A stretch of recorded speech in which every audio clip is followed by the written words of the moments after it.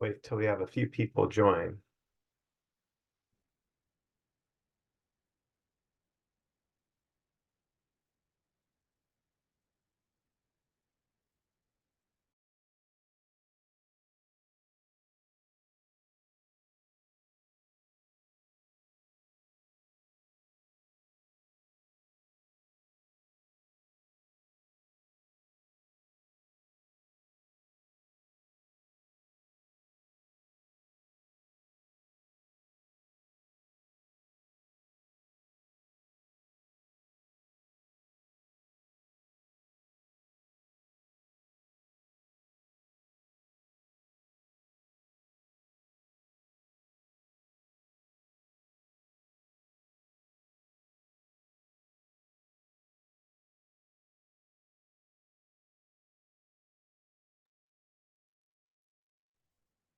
We're just waiting for people to join. So as soon as we have our first participants, we can go ahead and get started.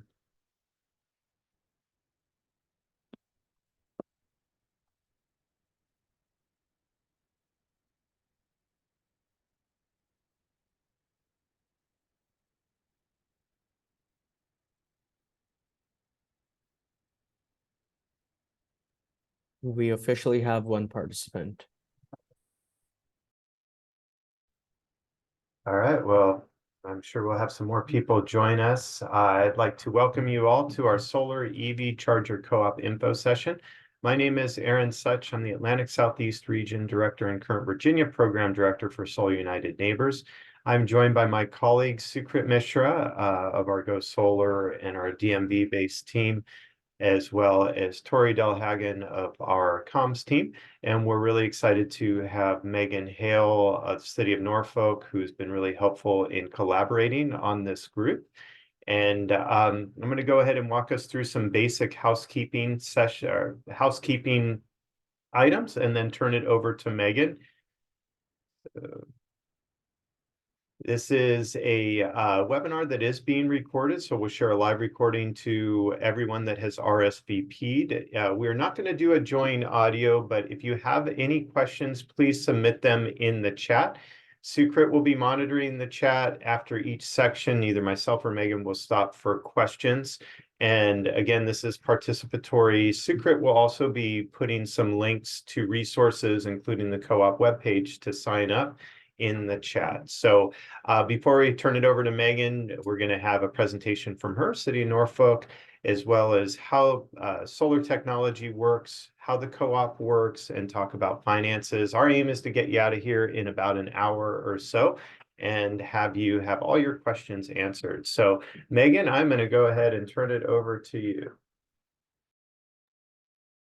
Thank you so much. Yeah, I wanted to, extend some gratitude on behalf of the City of Norfolk. We've had the pleasure of collaborating with Solar United Neighbors over the last few months, and you'll learn more about the program and things that they have to offer. But I wanted to just provide a little bit of background knowledge as to kind of how we got here. So I'm Megan Hale. I'm the Environmental Sustainability Manager for the City of Norfolk. Can advance to the next slide, and I'll kind of provide a little bit of that background information for you all. So just a little bit of history. In 2017, our Mayor Kenny Alexander signed the Global Covenant of Mayors for Climate Change and Energy. And by joining this, he committed Norfolk to measuring our greenhouse gas emissions, creating targets to reduce those emissions, and kind of established a mitigation and adaptation plan. So following that commitment, he appointed the Mayor's Advisory Commission on Climate Change, Mitigation, and Adaptation. And that group of very intelligent stakeholders created our Climate Action Plan, which was then adopted by our City Council in 2019. So this plan is kind of my and my team's guidebook. We have 63 strategies to reduce carbon emissions. And like I said, we use this as a framework for our sustainability team and then others within the city. So my role is really to to lead the city towards sustainability within our city operations, but also reaching out to city residents and businesses to showcase our efforts and help guide as best as we can. So next slide. This is just a snapshot of some of our strategic areas that we look at within the Climate Action Plan. I'll start on the bottom right with the green solar panel icon. So one of our focus areas is expanding renewable energy production. So that relates both to our city facilities. So we've got a closed landfill in our city here that we are working to install a solar farm, and part of that will be some community solar offerings to folks here in Virginia. And we've got 2 fire stations that we're installing solar panels on their roofs, which we're very excited about. That's going to be happening in the first part of 2024. And then, of course, as best we can, offering some expansion to our residents and paving a more streamlined process, particularly with permitting on the city end, to install solar panels on residential and small business roofs. So that's kind of the focus area of today, but I really wanted to touch on some of the other areas. So working toward the left, kind of counter or clockwise, we'll look at food and agriculture. So ensuring that our residents here have access to clean and healthy food, and expanding our urban agriculture program called Grow Norfolk. Again, working within our different departments to ensure that we've got all the ducks in the row, and that when a resident comes to us and wants to set up a community garden in their neighborhood or their area, that we can easily point them in the right direction to create something more efficiently and appropriately. Transportation is a key focus area for us. Again, we work with a variety of different departments within the city, but at this point, we're looking at expanding our electric vehicle charging infrastructure, and working with the Department of Transportation to get people out of their single-use cars and into things like using bikes or our scooters, our light rail or our bus system. And then working our way up, building energy efficiencies. This is a big part of what we do. My team works in the Department of General Services. So we look at facilities maintenance, which is another division within that department.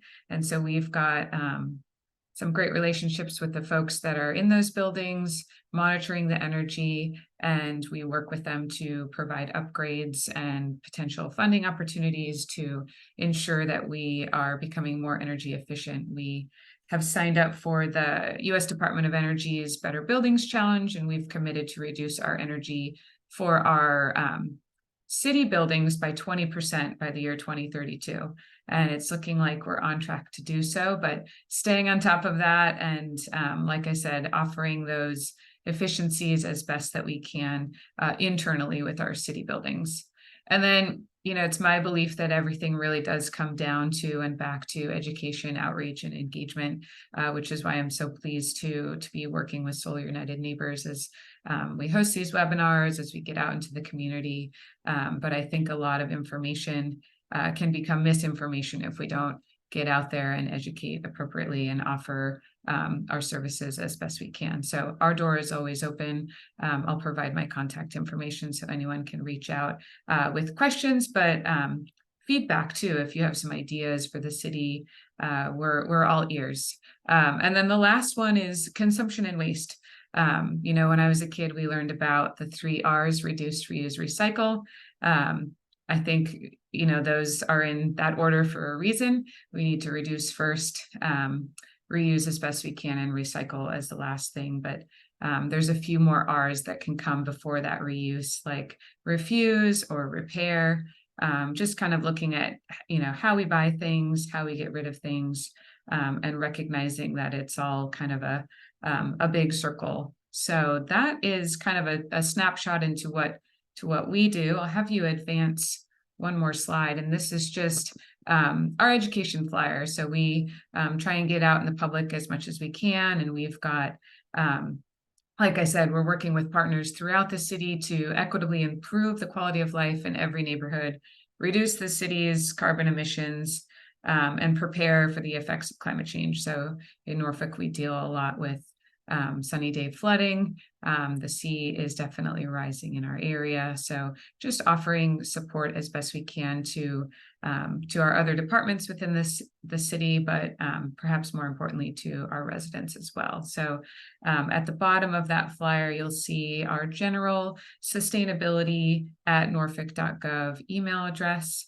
And then if you advance one more slide, Aaron, I think I left it out, but I will put my personal email in the chat. It's megan.hale@norfolk.gov. So again, encourage anyone to reach out with questions or ideas or feedback.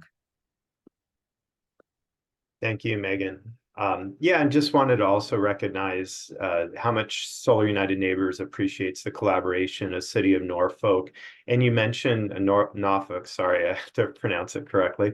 Wanted to mention, kind of elevate what you said about solar permitting. And even though it's not something that gets a lot of people really exciting, solar permitting can really hold up the process for homeowners and installers alike. So I think that's a really good example of the leadership of the city, addressing that, making sure it's streamlined, that it balances safety. And I know it's certainly appreciated and is a service to installers and your residents as well. So I'm going to go ahead and get started. So we're going to walk you through how solar co-ops work, talk about solar technology, batteries, EV chargers, and then end with solar economics. After each section, I am going to stop for any questions. Again, feel free to participate. This is a participatory type of presentation. So let's get started with solar co-ops. If I can advance to the next slide. But before that, I'm telling you a little bit about who Solar United Neighbors is. We're a vendor-neutral 501c national nonprofit that got started by accident. So in 2007, my boss and our founder, Anya Schoolman, who's pictured there with her son and his friend Diego, saw the movie Inconvenient Truth. And they were so motivated to try to take action on climate change that they decided the most practical thing they could do was try to put solar panels on their roof of their row house in Mount Pleasant. At that time, they discovered that there was two really significant barriers. One was the cost. It was literally 5 times more costly to go solar in 2007 than what it is now. But more importantly, they were really lost as to what the components, what type of materials they were looking at, how to compare proposals, apples to apples. And in light of those two barriers, Anya thought she's being a smart mom and saying, if it's so challenging to go solar, let's take the whole neighborhood solar. She thought that would be the end of it.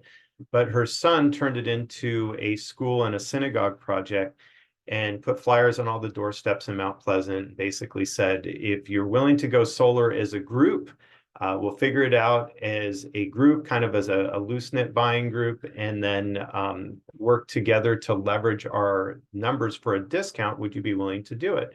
So they got about 100 people that were interested, and over the course of 2 years, she took 50 homes in the Mount Pleasant neighborhood of Washington, D.C. solar. And so Solar United Neighbors started as a request from other people in D.C. and across the U.S. to repeat that success story. So we started, in fact, when I joined the organization in 2014, we were 5 people working out of her house and really just starting to help other communities go solar. So now fast forward to almost 2024, we've got members and programs and actions in all 50 states with 11 on-the-ground programs, as well as programs in DC and Puerto Rico. And now we have grown from about a staff of 4 people and an intern to over 65 people. More importantly, is our impact is that we work in 11 states and then 2 what we call state programs, but they're not states, DC and Puerto Rico. We've helped over 8,000 families go solar. It's approaching 9,000 people. And over 69 megawatts of installed capacity. That's a industrial scale level of solar on individual rooftops. In Virginia, we've done more than 1,200 installations. Now it's over 10 megawatts of distributed rooftop solar. And we're really aiming for an equitable energy system that directs control and benefits back to homeowners and back to the local community. So our theory of change is a three-pronged theory of change where we help people go solar. So we deploy technology through our co-ops, which we'll be talking about today, but also help consumers make the best decision to go solar if they're going outside of our co-ops. So we have a help desk that helps people in all 50 states with their questions to go solar or with existing systems. We also do a lot of grassroots organizing, joining together. So we provide resources. We have a very valuable listserv, which is an online discussion forum in all of our state programs that answers practical questions to solar, puts people in touch with solar owners. And as important is social events. So we do a lot of social events. We've discovered that people that have solar or want to connect with other solar owners. And the beauty of solar is that it transcends any political or other partisan demographics. So it's a big tent in which a lot of people fit under. And so it's great to join those folks together and share their stories. And then lastly, we help folks fight for energy rights. So we very fiercely protect things like net metering. In 2020, we passed a law in Virginia that made it harder for homeowners associations or HOAs to block solar in their communities. And we represent really as the only group that represents solar owners as a constituency. So we are not an environmental group per se, although we are all motivated by the environment. We represent a constituency of people that have solar or that want solar. And it's a nonpartisan, really powerful constituency that Solar United Neighbors uniquely represents. So that's a little bit about us. I'm going to go into how solar co-ops work and then pause for any questions. So you could think of a solar co-op as a voluntary buying group that has a beginning and an end, usually about 9 to 10 months. And it really helps folks get the best value on their installation. We look at solar kind of like a car. If you're purchasing a vehicle, you probably are going to have a good understanding of what the offerings out there, what the needs are of your family, what your budget is. And that's no different than for us with the Solar Co-op. We want to give you the tools to make an informed decision, whether it's part of the group or not. So you're going to get support throughout the process. The first part is learning. That's why we do these info sessions, so you can have a good grasp of how the technology works, what your needs are going to be. And then through the process, we're going to connect you with fellow solar enthusiasts. We typically have a party at the end of the group. You may also connect with other folks on our listserv that I mentioned earlier. But you do become a part of a growing solar movement, and there is no obligation. Think of the co-op as you're going to get a discount through the economics of scale through the group, but you're also going to get the support through the process. So signing up, there is no obligation to go forward. It just gives you those additional benefits. So we break down the process of the solar co-op into a couple different milestones. The first months or the first interaction with the group is really you learning, attending a free solar co-op info session. So congratulations, you made the first step. And then sign up online if it's a good fit for you. And we'll talk about what is a good fit for solar in terms of budget, in terms of house, et cetera. And we encourage people to spread the word. Now, we're at the very tail end of this group. So we have till the end of the month to get new members. We've surpassed our goal of over 50 participants, but we're still growing the group. Now, earlier in the group actually selects the installer. So Solar United Neighbors issues a competitive request for proposal in which area installers compete and offer their bids, and then co-op members form a volunteer selection committee, and they select the installer based on the needs of the group. So in this group, Convert Solar, a company out of Virginia Beach, was selected, and they've done a number of these co-ops. So they're currently servicing the group. I mentioned before, as we move on, our sign-up deadline is the end of this month. So if you know anybody that's interested in joining, getting a good deal, please help us spread the word, share the co-op website. As part of this group, you're going to get a proposal based on the co-op pricing. So when the installer bids, they're going to give a set price, and then they are going to reach out to you and offer you a proposal based on that pricing. but there's different rooms for customization. There may be, some folks might have a desire for high efficiency panels or battery charger. It is customized based on the needs of your particular home, but all falls under what the installer offered in their original bid. And once you get that proposal, you have about 30 days to review it. Sun at any time is able to go and help you understand it. So if you want to plan a call or if you got some questions, we're here to help support you through that process. Maybe you got a proposal outside of the group, and that's okay too.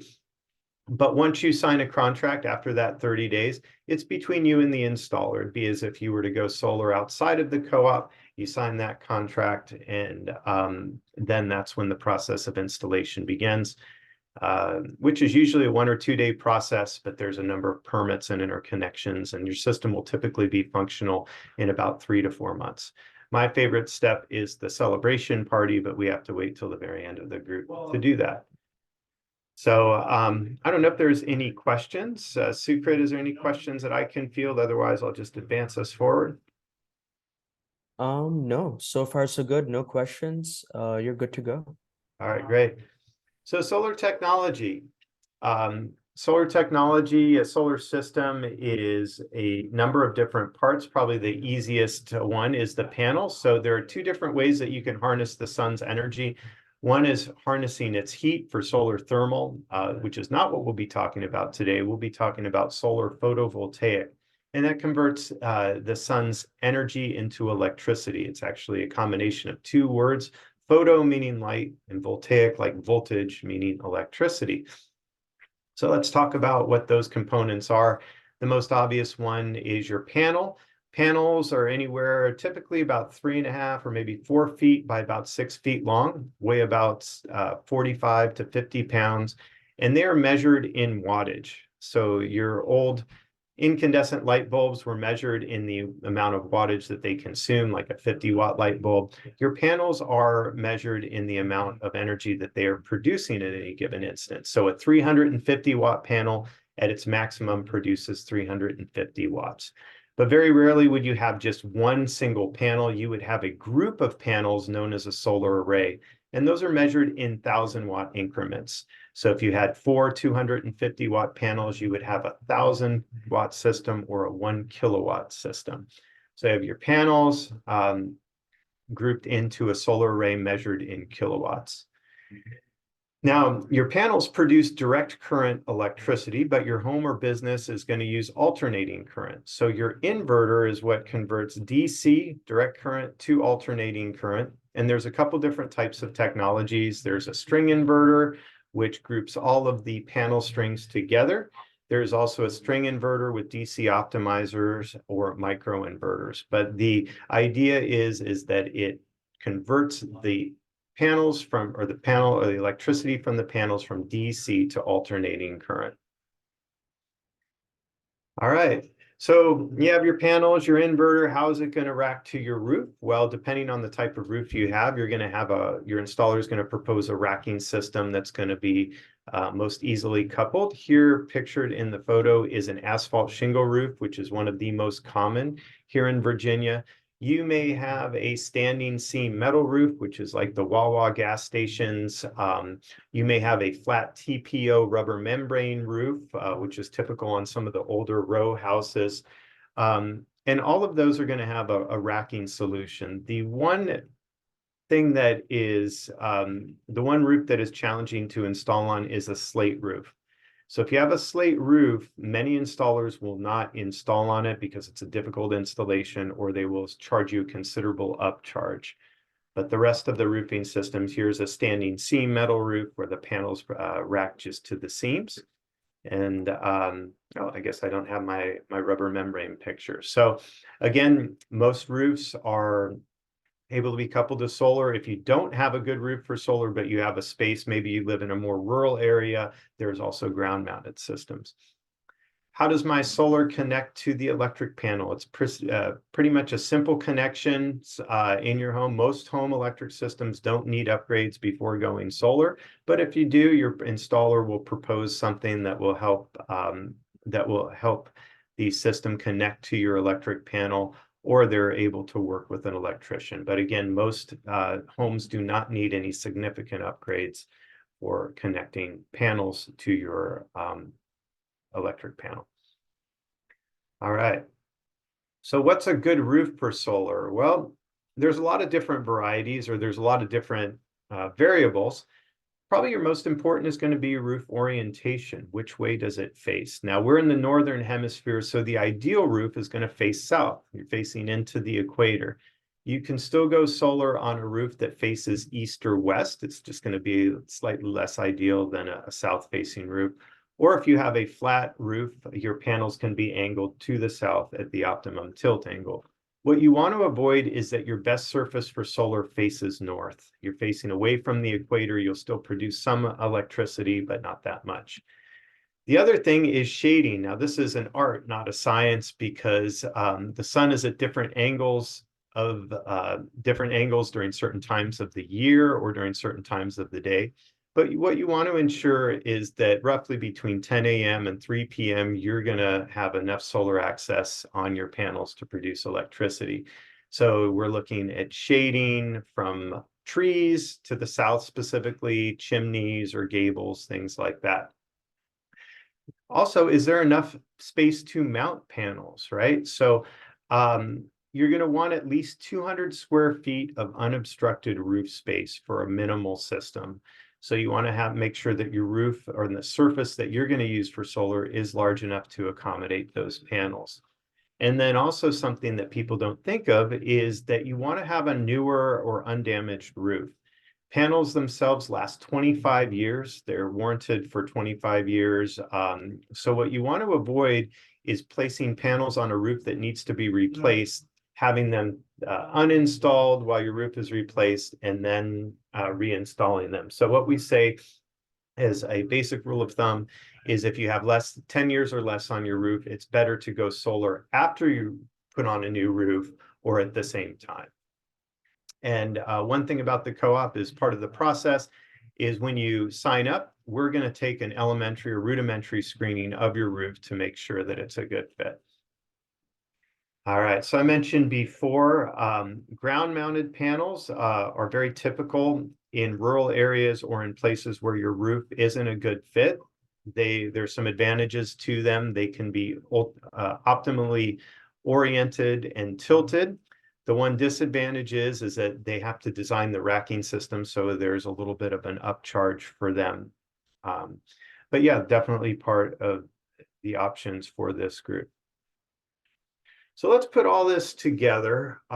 Your system size is measured in kilowatts, and that's based on the amount of panels that you have. In this example here, you have 12 300-watt panels. 12 times 300 would be 3.6 kW or 3,600 kilowatts. That's the size of your system. System size measured in kilowatts. And then the amount of electricity that is produced is measured in kilowatt hours. So even though they sound similar, they are apples and oranges. Kilowatt is system size, like saying my generator is 10 horsepower. Kilowatt is like the size. Kilowatt hours is going to depend on the size of your system, how it's oriented, if there's shading. And the good news is that your installer is going to tell you exactly what a system on your particular roof, or maybe it's a ground-mounted system, is going to produce on your property. The average system size is based on site goals, budget, and how much you want. Probably the most common question we have is that, or if people come to us and say, what size system do I need and how much is it going to cost? And that's a question that I can't really answer honestly, because I don't know a lot about your particular home. Even if you say it's a 3-bedroom house and it's 2,000 square feet, I don't know how many people live in there. I don't know what your annual energy consumption is. So the first thing that an installer is going to do is ask for a copy of your utility bill. And it's not because your utility bill makes exciting reading. It's because it has your history of energy consumption. So you're going to say, okay, you consume this amount of electricity during the year. This is what we can fit on your roof. We can maybe design a system that produces all of your annual production, or maybe 50%. And then also, this is where you as a smart consumer should be very familiar with your budget, what your needs are. Are you going to be purchasing an electric vehicle? But again, the point being is that the size of the system is customized to the needs of the house. And that goes into our next terminology and our next part of this is that a majority, almost all of the systems now are grid connected.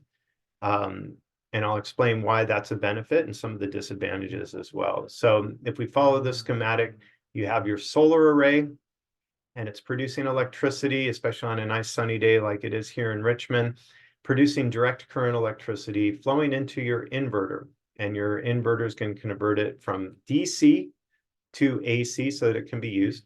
And then whatever you're producing is going to be used instantaneously. So if you're at home right now and you got panels on your house, if you've got your heater running, your electric heater running, or a car plugged in, that electricity is going to be consumed instantaneously. Well, what happens if you're on vacation for 2 months during the summer, your panels are producing away, you have no battery storage to store the electricity, you're actually going to be spinning your meter backwards. So it's very common for systems to have daily surpluses of electricity flowing out onto the grid and then spinning your meter forward at night or during periods of low production. And this gets us into a really important structure called net metering. And again, I'll just kind of walk through the schematic. Your panels absorb the electricity. It's converted from DC to AC, used instantaneously. And then whatever's not used at that instance goes through a bidirectional utility meter. And that excess from the energy or from your panels goes back to the grid. Maybe it's used by your neighbor or the gas station down the street. And you're going to get a full credit for the kilowatt hour, which is a unit of electricity that you send out onto the grid. Maybe I'm dating myself, but it's kind of like rollover minutes when cell phones first came out there. Whatever you don't use, you're going to be applying into the next day or to the next month. So that's net metering. Just some real basics. It's a full credit. So here in Virginia, depending on your utility, we pay roughly about 11 to 12 cents a kilowatt hour, and you're going to get a full credit for whatever you don't use at that instant. Again, you're going to have daily or seasonal surpluses, like if you go home or if you don't work from home during the day, maybe you're at work, your panels are producing away, you might have a daily surplus. And then maybe seasonally, typically most surpluses happen in spring and fall. Spring and fall are when your heating and cooling loads are less intense and you still have longer, cooler days. Actually, your solar panels operate more efficiently on a cooler day, specifically like today. And again, it's an annual billing cycle that starts from the date that your system is interconnected. So if your system is connected in June, you would have until that next June for your annual billing cycle.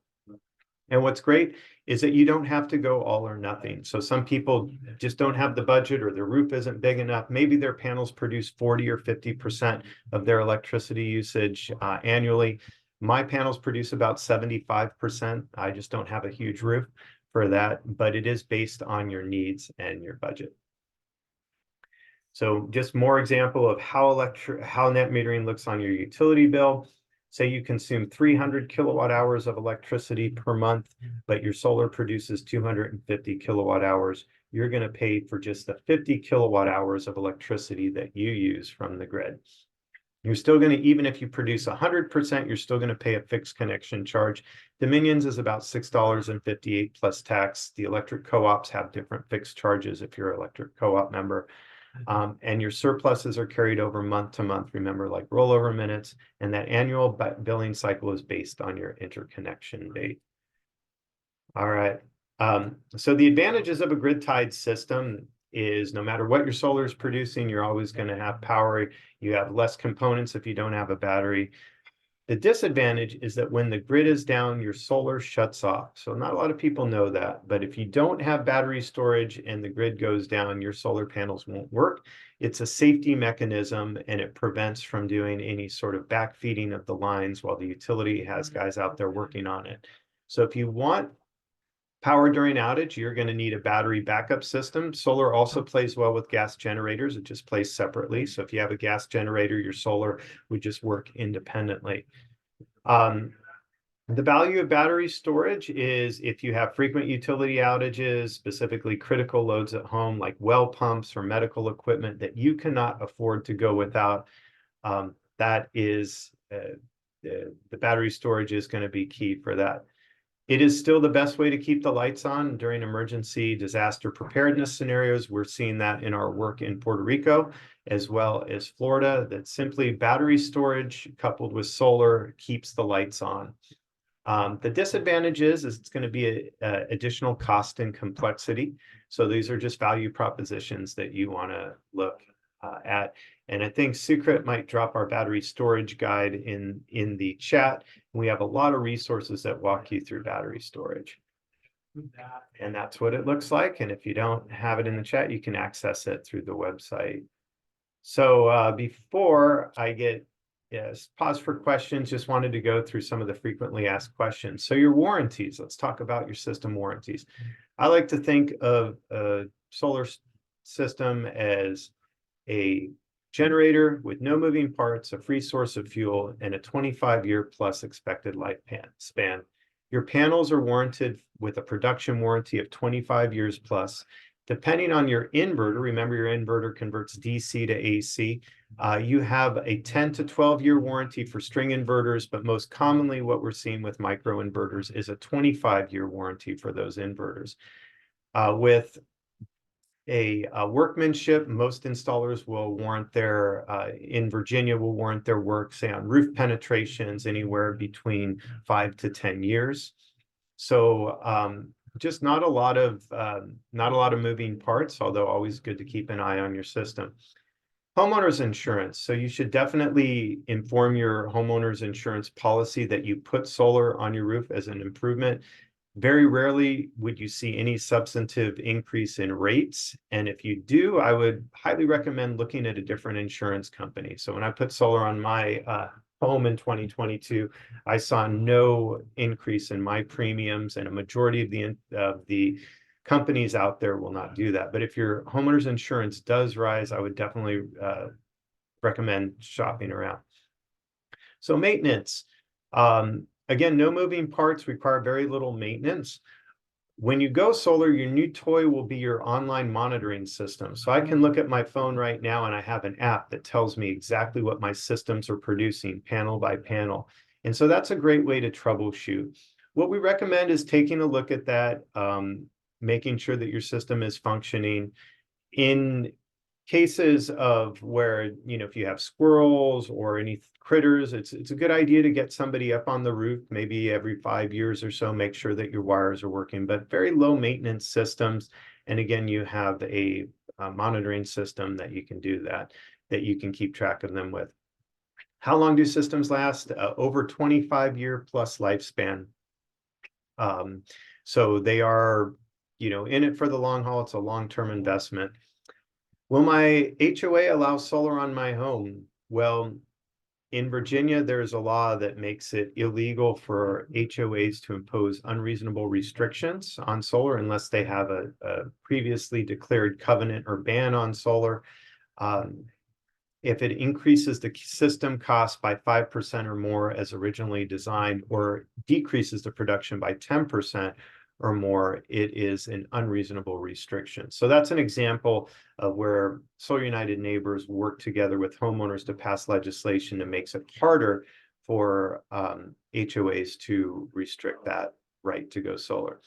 If I'm in a historic district, talk to your installer. Typically, historic districts dictate solar based on line of sight. So there may be some additional processes to go through, or you may be denied. And then remember, how big of a system do I need?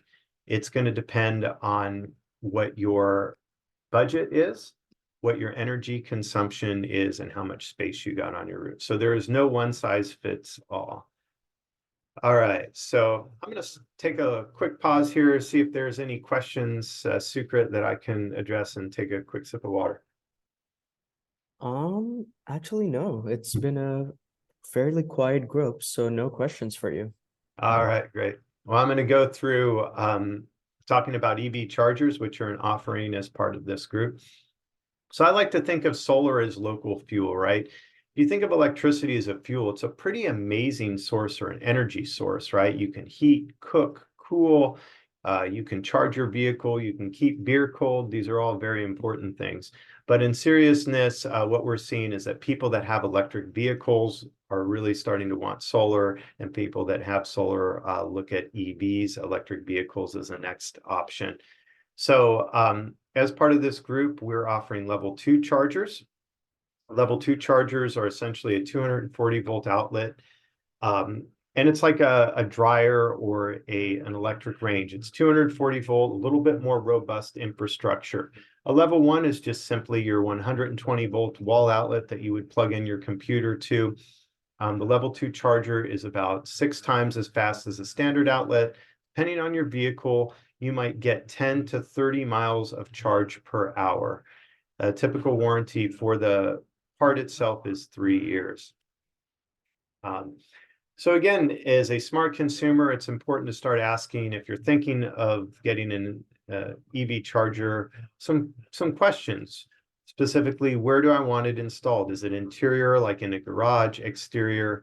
Would it be a wall mount, which is affixes to the wall, or a pedestal mount, which is a standalone mount? Is my electric service robust enough to handle it? You're going to need at least a 30 to 50 amp circuit. So you may want to check your electric panel and make sure that you have space in that for those additional amperages. For public systems, do you want a network capability? So that means, can it be accessed via an app? You know, if you have say a restaurant or in the hospitality business, if you want to have people able to search for an available charging system, or you just want to monitor the time that people are using it or you're using it, that would be network capability, which is a best practice. Cord length is actually very important. So do you want to have a long enough cord so if you're in an area or if your driveway has multiple cars, make sure that it's easy to plug in where multiple cars are parking. I mentioned public access if you're a business, and then aesthetics. Ultimately, it's something that you want to have that matches your aesthetics of your property that you like.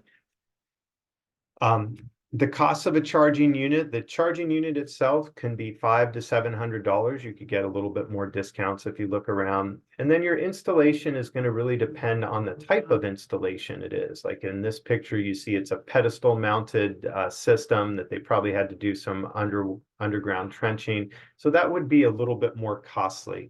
But compared to, say, a wall installation that's very close to an electric panel, it's going to probably be an easier install. Again, your installation costs are going to depend on the property, what type of trenching, what sort of wiring and infrastructure. But typically, a cost for EV charger is about $1,000 to $2,700, depending on your site. So I'm going to take a quick pause here and then get into our last slide, which is solar economics, if there are no questions. Secret? Nope, no questions at all. All right. Okay. Well, solar economics. So remember, it's a long-term investment, and what we're seeing is precipitous price drops. Since 2010, since the year after my boss tried to go solar, prices have dropped about 73%.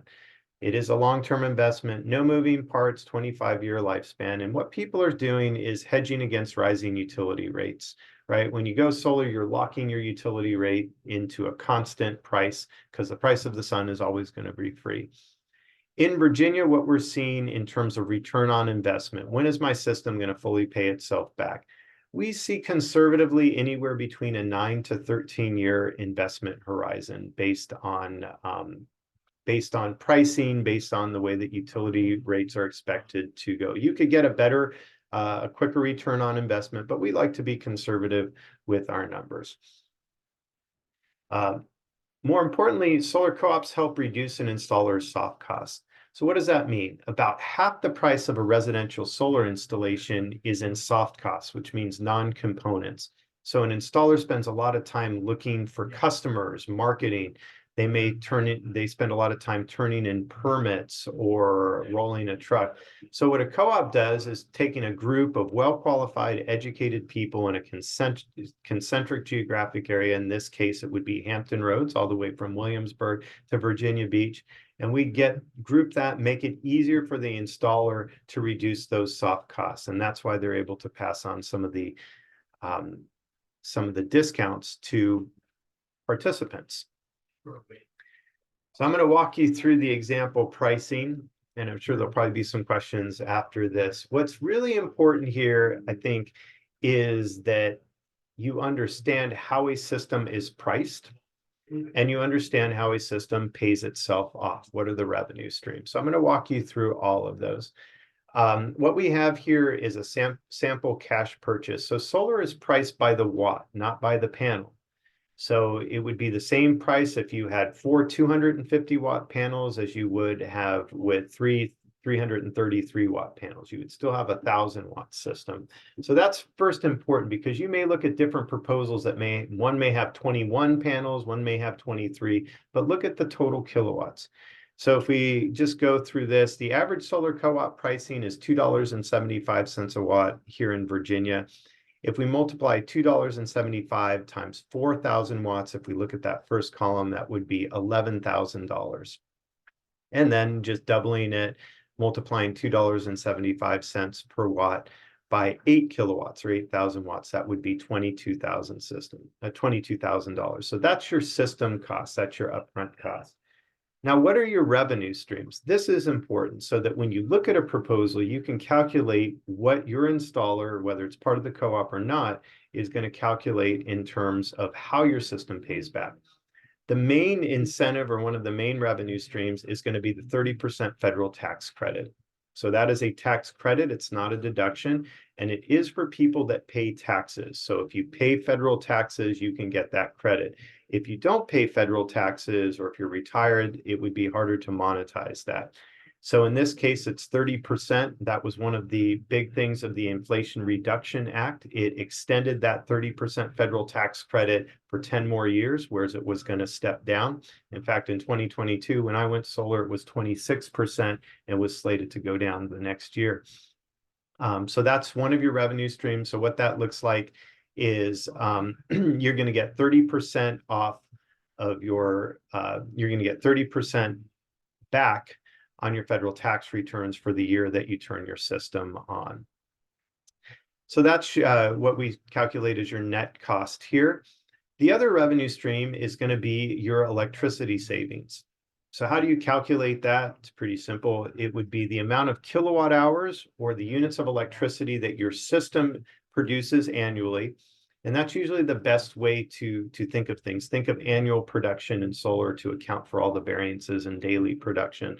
So you take your electricity production in kilowatt hours, multiply it by the price that you are charged per kilowatt hour by your utility. So in this case, for 4 kilowatts, it would be $600. But as the price of electricity rises from your utility, the value of your solar rises as well, because you're not purchasing those kilowatt hours as they go up from the utility, and that's about hedging. So you have your electricity savings based on your production and what you pay per kilowatt hour. And we have some of the different modeling based on estimated savings, cumulative and over 25 years. So you have your next revenue stream is going to be your solar renewable energy credit, or what's called an SREC. And that's a production-based incentive. And this is kind of hard for, it's a little bit more challenging to explain, but what it is, it's based on the production of energy. And if you were to think of your solar system as a well of water, it would be like saying, for every 1,000 gallons of water that you produce, we're going to give you a little certificate because we think it's great that you produce clean local energy, and that certificate has a value. And your solar renewable energy credit certificate is based on what's called a renewable portfolio standard, which means that a certain percent of the electricity that your utility sells has to be from renewable sources. If it's not, then they can purchase a certificate or an SREC from a producer like yourself. And so what that means is you're going to get a little bit of a revenue stream based on your production. Here in Virginia, we had the Virginia Clean Economy Act that passed in 2020 that established that renewable portfolio standard. So as a result, You do have an SREC market based on your annual production of electricity that is brokered. So when you go solar, you're going to have to sign up for a brokerage system that might give you an upfront cost or upfront price or an annuity. I think last time I checked, SRECs in Virginia are anywhere between $30 to $50 right now. So if your system produces 4 SRECs a year, and if it's at $30, that would be for SRECs 30 would be $120. So not a lot, but again, an additional revenue stream. Now, just to give you an example of why we fight for fair policy, in Washington, D.C., the price per SREC is over $400. So when you have really robust policy, it can really incentivize additional revenue streams and incentives.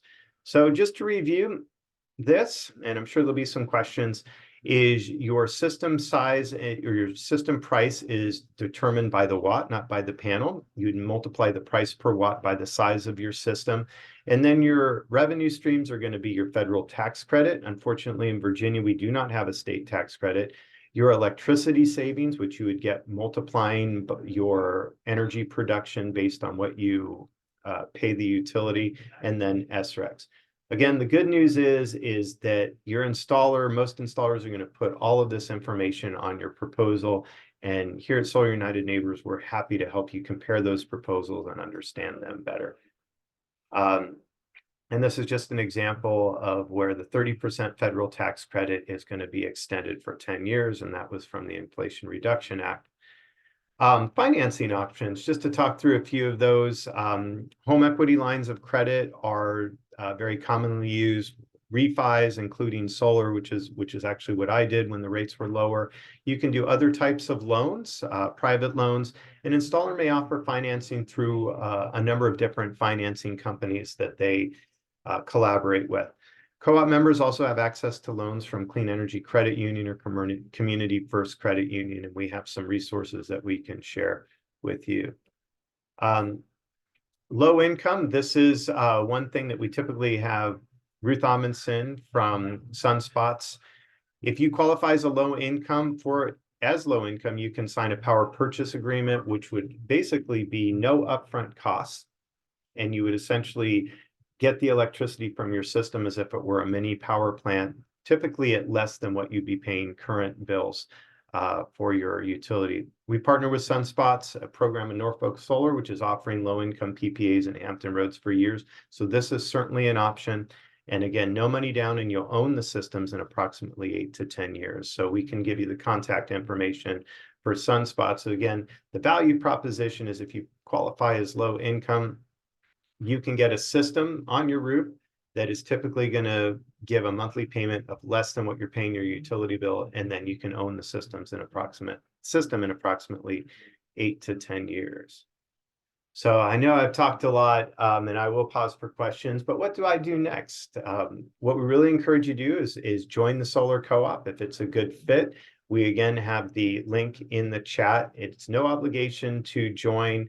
When you do join, we're going to give you a welcome, screen your roof, and if it's a good fit for solar, we will welcome you, and then you will get the component package from the installer that's already selected and a lot of support through the process. We do encourage you to tell your friends and neighbors. So we just surpassed our goal of 50 participants, and we're hoping to grow it to even more before the co-op ends or closes to new people, which is November 30th.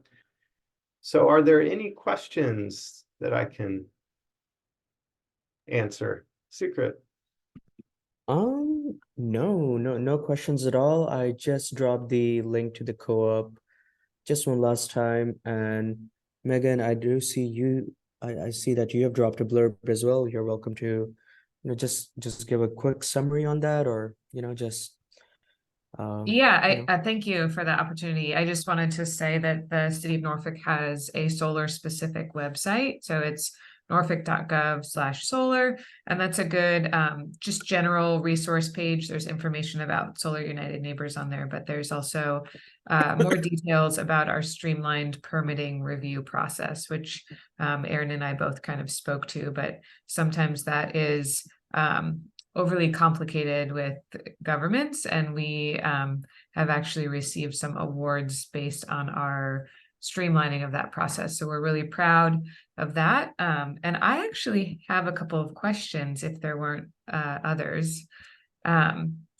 One thing I was wondering about, Aaron, I heard you say that I know you're not a tax expert, but the federal tax incentive would be for the year that your system is fully online, not necessarily for the year the contract is signed. Is that correct?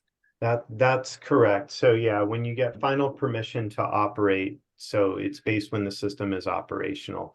And so if you go and let's just say it's operational November of this year, or just before December 31st, right? It's going to go on your 2023 taxes.